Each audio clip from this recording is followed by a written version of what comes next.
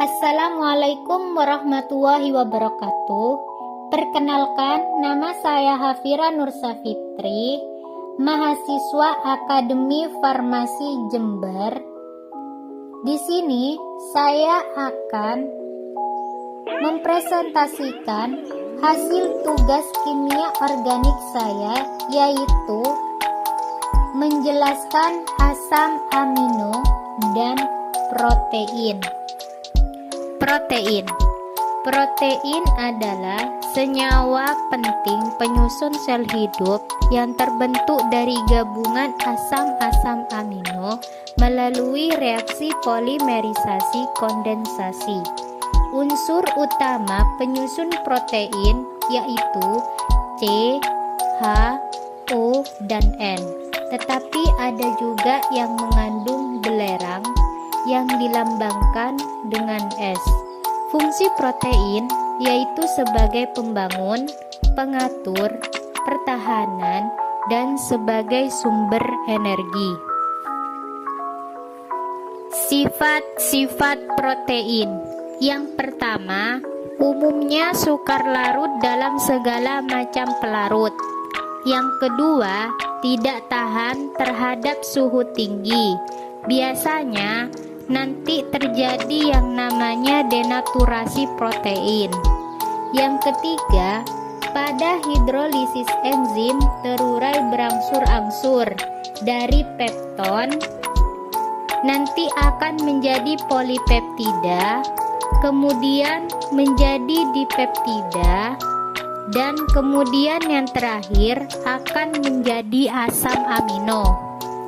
Yang keempat, memiliki MR atau massa molekul relatif yang sangat besar. Penggolongan protein. Yang pertama, enzim. Enzim ini biasanya sebagai katalisator berbagai reaksi kimia yang terjadi pada tubuh. Contohnya yaitu enzim maltase. Enzim maltase ini berperan mengubah maltosa menjadi glukosa. Yang kedua, protein transport. Protein transport adalah protein yang mengikat dan memindahkan molekul atau ion spesifik. Contohnya yaitu hemoglobin dalam sel darah merah. Hemoglobin dalam sel darah merah yang berfungsi sebagai alat pengangkut O2 dalam darah.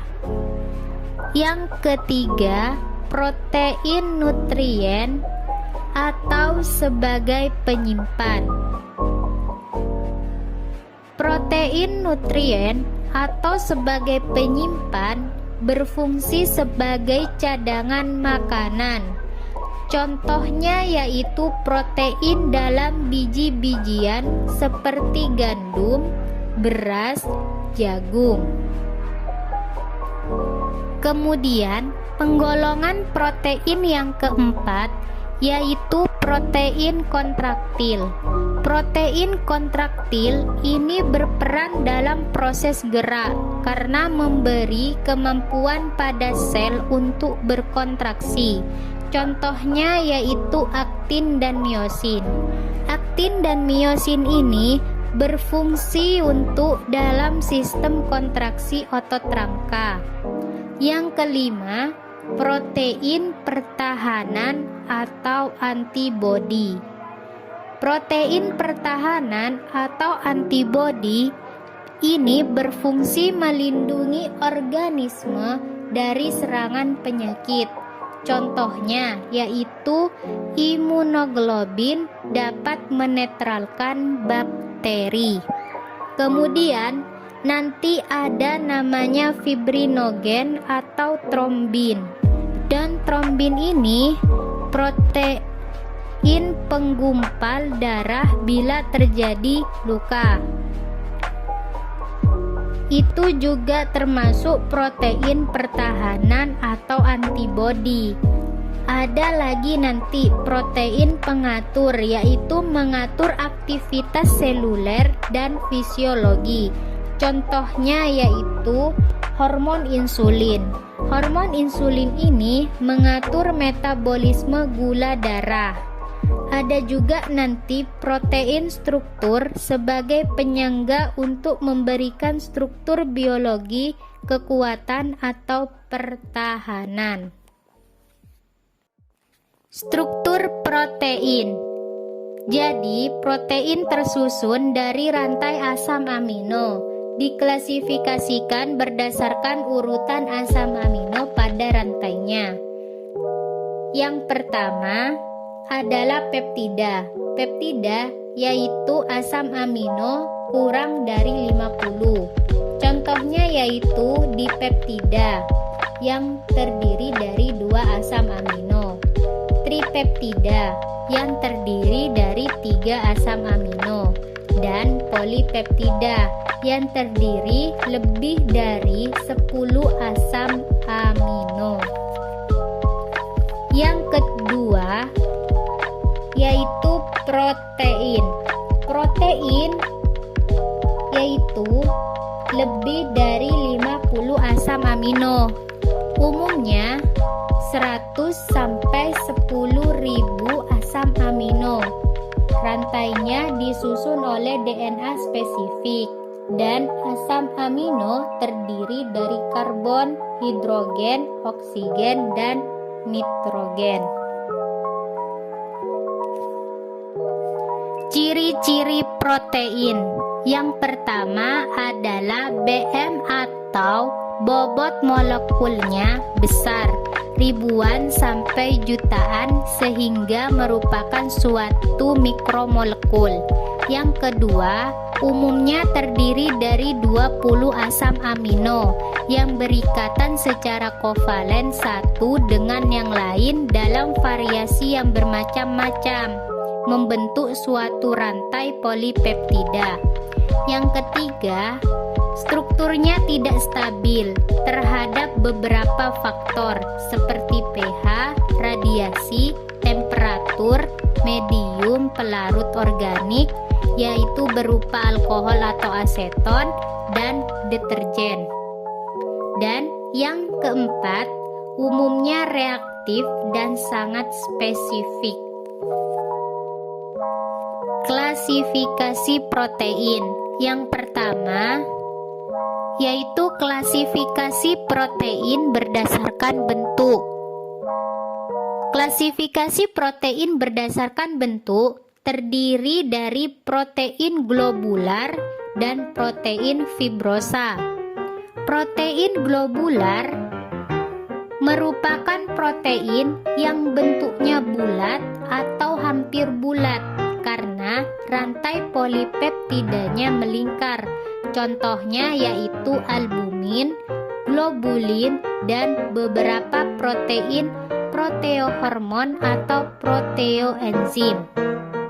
Sedangkan protein fibrosa yaitu merupakan protein yang bentuknya memanjang karena rantai polipeptidanya memanjang. Contohnya yaitu keratin dan kolagen. Klasifikasi protein yang kedua yaitu klasifikasi protein berdasarkan komponen penyusunnya, yaitu terdiri dari protein majemuk dan protein sederhana. Protein majemuk yaitu tersusun atas protein sederhana yang bukan protein atau radikal prostetik. Contohnya yaitu fosfoprotein, nukleoprotein, lipoprotein, dan mukoprotein. Sedangkan protein sederhana yaitu hanya tersusun atas asam alfa amino saja, dan karena itu pada hidrolisisnya juga hanya diperoleh asam-asam amino penyusunnya saja. Contohnya yaitu albumin dan globulin. Yang ketiga, Klasifikasi protein berdasarkan fungsi biologisnya. Klasifikasi protein berdasarkan fungsi biologisnya yaitu terdiri dari ada yang sebagai protein enzim, ada yang sebagai protein kontraktil, ada yang sebagai protein transport, ada yang sebagai protein pengatur atau hormon, dan ada juga yang sebagai protein pertahanan atau pelindung. Struktur protein. Yang pertama adalah struktur primer. Struktur primer protein tidak lain adalah jumlah, macam, serta urutan asam amino yang membentuk rantai polipeptida. Hanya ikatan polipeptida saja yang terdapat dalam struktur ini dan tidak ada ikatan atau kekuatan lain yang menghubungkan asam amino yang satu dengan yang lainnya. Yang kedua, struktur sekunder atau struktur heliks. Struktur sekunder atau struktur heliks yaitu terjadi karena adanya ikatan hidrogen antara atom oksigen dari radikal karbonil dengan atom hidrogen dari radikal NH yang terdapat dalam rantai polipeptida. Selanjutnya yaitu struktur protein yang ketiga, yaitu struktur tersier. Struktur tersier protein terbentuk karena terjadinya pelipatan rantai spiral atau wiru suatu rantai polipeptida sehingga membentuk protein globuler. Kemantapan dari struktur ini didukung oleh ikatan-ikatan elektrostatik, ikatan hidrogen, ikatan sistin, dan interaksi hidrofobik. Yang keempat yaitu struktur quaterner. Struktur quaterner protein dibentuk oleh dua atau lebih rantai polipeptida yang saling dihubungkan oleh ikatan elektrostatik dan ikatan hidrogen. Protein dengan struktur ini sering disebut oligomer dan bagian-bagian pembentuk oligomer disebut protomer atau monomer. Uji pengenalan protein. Yang pertama yaitu uji ninhidrin. Uji ninhidrin merupakan uji umum untuk protein dan asam amino. Dan ternyata ninhidrin ini dapat mengubah asam amino menjadi aldehid. Adanya protein atau asam amino ditunjukkan oleh terbentuknya warna ungu. Yang kedua, uji Biuret. Uji Biuret adalah uji umum untuk protein ikatan peptida. Dengan cara reaksi dilakukan dengan meneteskan larutan NaOH ke dalam sampel dan ditambah beberapa tetes larutan CuSO4 encer. Dan reaksi positif memberikan warna ungu yang menunjukkan sampel tersebut memiliki gugus peptida. Selanjutnya yaitu uji pengenalan protein yang ketiga, yaitu uji Milon. Uji ini digunakan untuk mengidentifikasi adanya tirosin pada protein.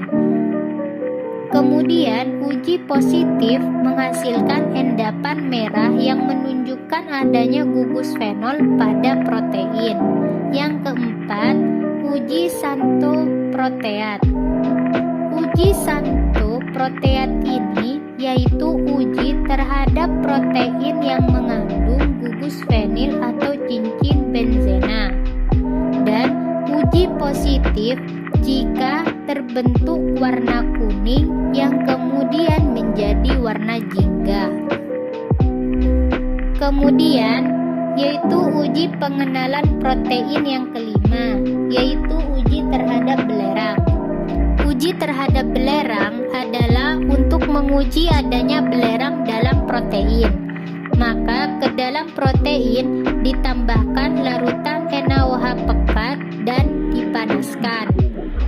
Dan adanya belerang ditandai dengan terjadinya endapan hitam dari PBS timbal 2 sulfida. Asam amino.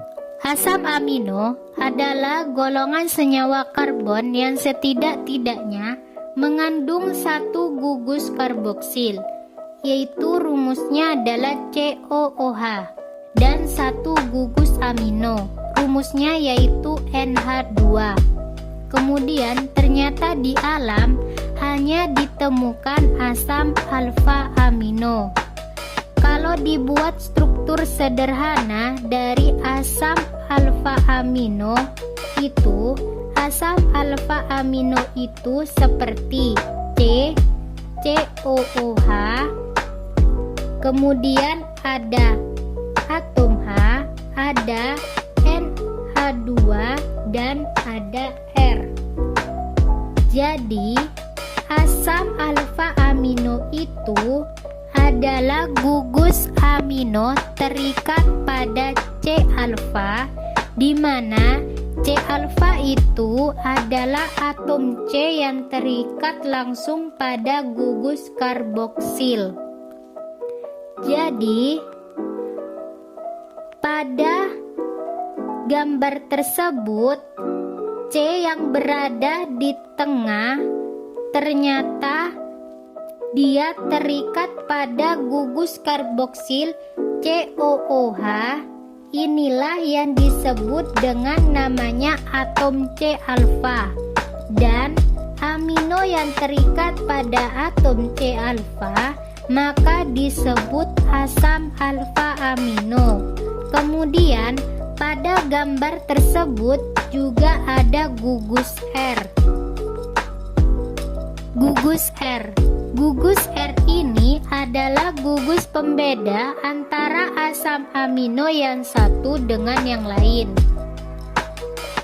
Jadi, gugus R ini nanti akan berperan dalam menentukan struktur kelarutan fungsi biologis dari suatu protein. Dengan adanya gugus R ini, nanti maka asam amino bisa bersifat macam-macam. Gugus R ini, maka asam amino yang pertama bisa hidrofob atau tidak suka air. Contohnya yaitu glisin, alanin. Yang kedua, asam amino bisa hidrofil atau suka air. Contohnya yaitu yang suka pada gugus polar.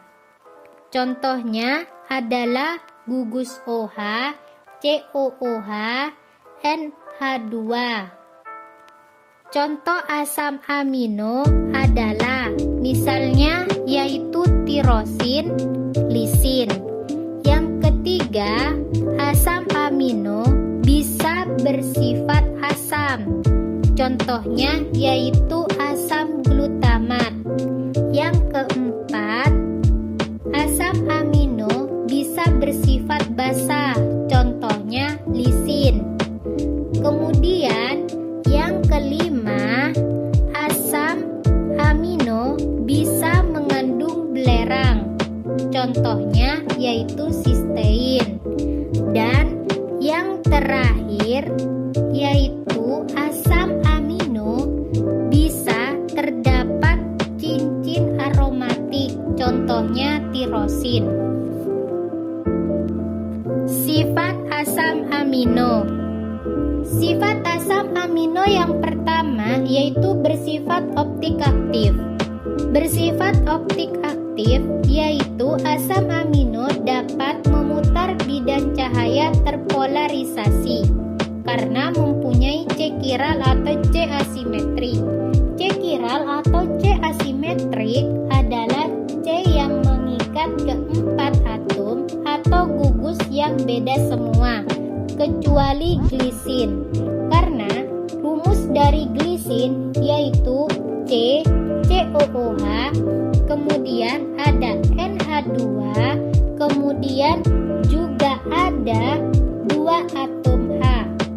Ternyata C tersebut mengikat 2 atom H yang sama, padahal C chiral atau C asimetrik yaitu C yang mengikat keempat atom atau gugus yang harus berbeda semua. Sedangkan pada rumus glisin ada yang mengikat atom yang sama. Jadi glisin tidak bersifat optik aktif karena tidak memiliki C chiral. Yang kedua yaitu dapat membentuk ion Zwitter. Ion Zwitter yaitu di dalamnya nanti ada reaksi yaitu asam basa intramolekul yang membentuk ion dipolar. Contohnya misalnya glisin yaitu NH2 terus CH2 kemudian COOH dan H pada COOH dilepas kemudian ditangkap oleh NH2, maka dia akan membentuk yang namanya ion Zwitter. Karena NH2 nambah 1 H-nya maka menjadi NH3+. Kemudian CH2-nya tetap dan hanya pada COOH hilang maka menjadi CO-. Adanya positif sama negatif intramolekul inilah yang disebut dengan namanya ion Zwitter, membentuk dipolar. Maka dapat disimpulkan bahwa yang pertama, jika direaksikan dengan asam, maka asam amino menjadi kation. Dan reaksinya yaitu, contohnya kita pakai asam amino yang sudah menjadi ion Zwitter. Berarti NH3+, kemudian CH2, kemudian COO- ditambah dengan asam, diwakili dengan H+, maka menjadi NH3+, CH2, dan H+ diambil oleh COO, maka menjadi COOH. Dan ternyata dia bersifat kation karena ada positif pada NH3. Maka jika direaksikan dengan asam amino akan menjadi kation. Sebaliknya, yang kedua, jika direaksikan dengan basa, maka asam amino menjadi anion. Dan reaksinya kita buat dalam bentuk asam amino yang sudah menjadi ion Zwitter. Berarti NH3+, CH2, COO- ditambah OH-, maka menjadi H pada NH3+ dilepas, maka akan kembali menjadi NH2. CH2-nya tetap, COO-nya tetap, dan H yang dilepas tadi akan gabung dengan OH- yang akan membentuk H2O. Dan karena ada min pada COO, maka dia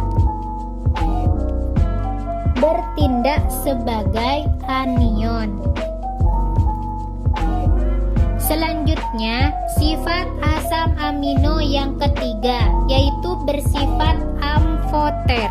Bersifat amfoter yaitu artinya bisa bereaksi dengan asam maupun bereaksi dengan basa. Yang keempat, yaitu berpolimerasi membentuk protein dengan ikatan peptida. Dan Rumus ikatan peptida yaitu ikatan antara CO dengan NH. Berarti antara asam amino dengan asam amino yang lain untuk menjadi protein butuh suatu ikatan yang namanya adalah ikatan peptida. Asam amino esensial. Asam amino yang dibutuhkan oleh tubuh tetapi tidak dapat disintesa di dalam tubuh dan diperoleh dari makanan. Serta golongannya yaitu golongan treonin, leusin, isoleusin, valin, lisin, metionin, fenil, alanin, triptofan, arginin, histidin. Kemudian selanjutnya asam amino non-esensial. Asam amino yang dibutuhkan oleh tubuh dan tubuh dapat mensintesa sendiri melalui reaksi biokimia yang rumit. Dan golongannya yaitu golongan glisin, alanin, tirosin, prolin, hidroksiprolin, sistein, serin, asam aspartat, asam glutamat. Kemudian ikatan peptida asam amino. Ikatannya dibentuk saat gugus asam COOH dari salah satu asam amino bergabung dengan gugus amino NH2 pada asam amino kedua dan dibentuk melalui proses kondensasi atau pengembunan serta terurai melalui hidrolisis. Sekian video presentasi penjelasan tentang asam amino dan protein dari saya. Semoga bermanfaat dan saya ucapkan banyak terima kasih. Wassalamualaikum warahmatullahi wabarakatuh.